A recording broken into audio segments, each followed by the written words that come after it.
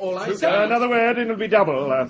Snodgrass. Yeah. For pushing an officer, £1, and think it cheap at the price. £1. Weller, £3, and he can think himself lucky I don't put him in the lockup. £3. That's all grammar. Take him away. I beg the magistrate's pardon. Thank you, Sam. I beg the magistrate's pardon, but may I request a few minutes' private conversation with him on a matter of deep importance to himself? What, to me? Oh, most important, sir. A private interview, you say? Private.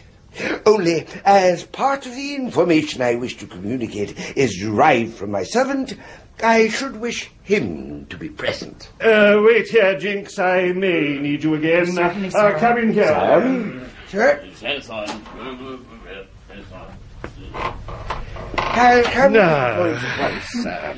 I've every reason to believe that you are harbouring in your house a gross impostor. Two! Mulberry, all again nature in tears and villainy. Sam, I must beg you to control your feelings. In one word, sir, is my servant right in suspecting that a certain Captain Fitzmarshall is in the habit of visiting here? Because if he is, I know that person to be an unprincipled adventurer, a dishonourable character, a man who preys upon society and makes easily deceived people his dupes, sir. He's absurd, he's foolish, he's wretched dupes, sir. Oh, dear me, Mr... Pickwick. Pickwick. Dear me, Mr. Pickwick, you cannot mean this. Captain Fitzmarshall... He ain't neither one nor t'other. He's a strolling actor, he is, and his name's Jingle. And if ever there was a wolf in Mulberry's suit, that here Job Trotter's him. You astound me. It's very true, sir. My only business in this town is to expose the person of whom we now speak.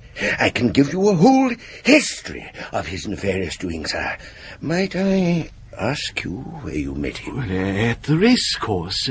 He spoke a great deal of his aristocratic acquaintances, and I must say my wife and daughter found him very charming. Oh, he can be, sir, he can be. Ah, yes, yes.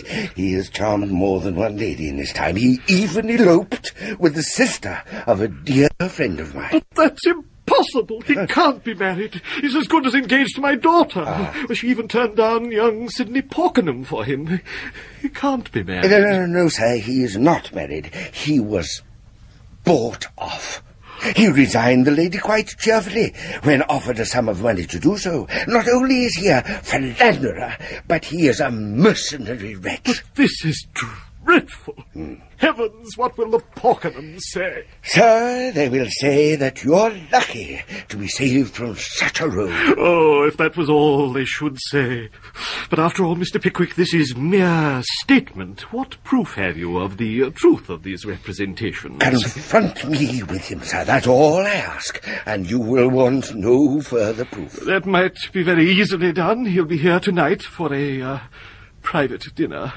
Then there would be no occasion to make the matter public, just for the young man's sake, you know. Oh, no occasion. But first of all, we must dispatch this legal business. I see it's all been a mistake of that idiot Grummer's. Pray, step back into the next room, then I will have a word with Mrs. Nupkins about the dinner tonight, and break the news to her and my daughter. This way, Mr. Weller. You'll find ours are very comfortable quarters. Thank you, Mr. Muzzle. Ah, cook. This is Mr. Weller, servant to the gentleman as he's dining above. Oh, pleased to make your acquaintance, Mr. Weller. Likewise, ma'am. And Mary, the housemaid. Mary, this is Mr. Weller, a gentleman master says we're to make as comfortable as possible. And your master sent me to just the right place. I should always find the materials for comfort where Mary was. Oh, Mr. Weller. Sit down, Mr. Weller. Supper's ready. Yeah. Help yourself to whatever you fancy. Do you mean that, ma'am? Of course I do. Anything you like. Then I'll take a little bit of Mary. That's what I really fancy. Oh, Mr. Weller, the things you say. Oh, a bit of veal pie now. If you cut it for me with your own fair hands. Oh, what do you think, cook, about that there Captain Fitzmarshall turning out to be a wrong un? He never. How did you find out, Mr. Muzzle? Well, how do we find out anything? By listening, of course. Oh, So that's what Mrs. and Miss were in such a state about. But he's coming to dinner tonight. And that's when it's all going to come out. Is his servant a wrong un A too? wrong un, and if anything, he's worse than his master. I'm not surprised. I never could have bear that Mr. Job. No more you never ought to, my dear. Ugliness and swindling never ought to be familiar with elegance and virtue. Ought they, Mr. Muzzle? By no means. I was surprised to hear, Cook, as you was a-thinking of setting up a chandler's shop with him. With who? Job Trotter, of course, said he was a-courting you, he was. Of all the imperence! Hey, Mr. Muzzle. Cook and me is keeping company, I'd have you know. Don't tell me, tell that Trotter. And so I will, if he has the audacity to come here. Yes. Nobody ain't got no claims on Mary there, I hope. Oh, let him have Mr. Weller. Wouldn't you, my dear? Not if I was to ask you, for instance. Oh, what are you laughing at, silly? Oh, there, now you've gone and got hiccups. Take a drink. I ain't got a glass. Drink out of mine, my dear. Put your lips to this here tumbler, then I can kiss you by deputy. Oh, for shame, Mr. Weller, talking in that way. Nonsense. Tain't no harm. It's nature, isn't it, Cook? Don't ask me, imperence. Oh, that's him. He's coming. Who? That Job. That Trotter. Well, if it isn't Mr. Trotter, why, we were at that very moment of speaking of you. Come right in. I'll trouble you to lock that door and put the key in your pocket, Mr. Muzzle. He's a bit of a slippery customer, this one. Well, here's a game. Only think of my master having the pleasure of meeting you on upstairs and me having the joy of meeting you down here.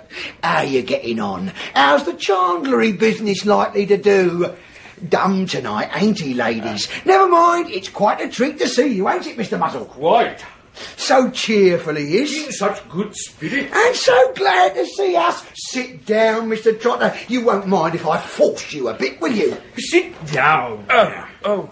Now, sir, while my master's settling the ash of your master, you'll have leisure, sir, for a little private talk with me.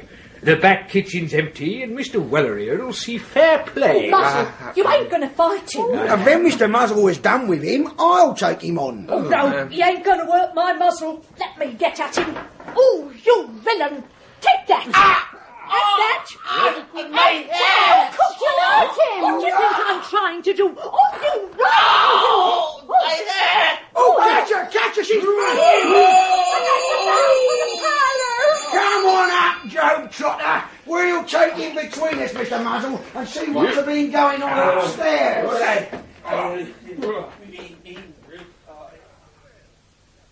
Well, Captain Fitzmarshall, Mr. Jingle, or whatever your name is, you've heard what Mr. Pickwick here has said. What have you to say for yourself? Nothing. All true. Simple people to deceive. Elderly spinster, wanted husband. Just like young one, your daughter. Oh, Paul, I didn't. What prevents me... you brought the other one, Muzzle, good. What prevents me, I say, from detaining these men as rogues and impostors? A foolish mercy. What prevents me? Pride, old fellow, pride. Wouldn't do, no go. Caught a captain, eh? Very good. Husband for daughter. Bite a bit. Make it public. Not for worlds. Look stupid. Very. How dare you, sir? Oh, I always hated him. Oh, of course. Yeah. Tall young man, old lover, Sidney Porkenham, rich, fine fellow. Not so rich as Captain, though. Oh. Turn him away. Off with you. Anything for Captain. Nothing like Captain anywhere. All the girls, raving mad. Eh, Joe? Oh, Pa, stop him. Get rid of them. Certainly, my dear. Muzzle, open the front door. Yes, your worship. Now, leave this house. Pleasure. Nice acquaintance. Very. Joe?